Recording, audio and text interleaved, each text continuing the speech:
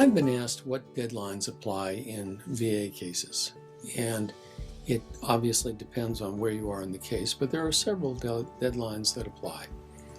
Under the new AMA system, the deadlines start with the date of the rating decision, and from that date you have 1 year to file for higher level review or file a notice of disagreement taking the case to the Board of Veterans' Appeals. If you opt for higher level review, then again, after the higher level review, the 1 year period runs for an appeal to the Board of Veterans' Appeals. If a case is decided adversely at the Board of Appeals, then you have a period of 120 days in which to appeal that case to the court. If there's an unfavorable decision at the court, you have a 21-day period to apply for reconsideration or for review by a panel of the court.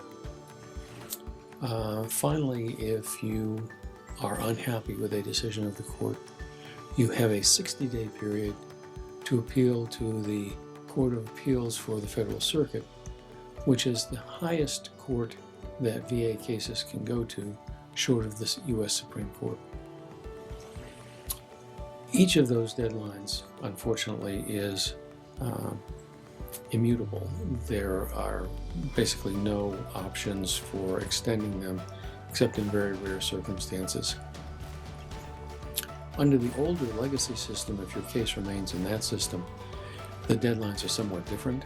Again, the deadlines start with the rating decision, and you have a 1 year period in which to appeal that.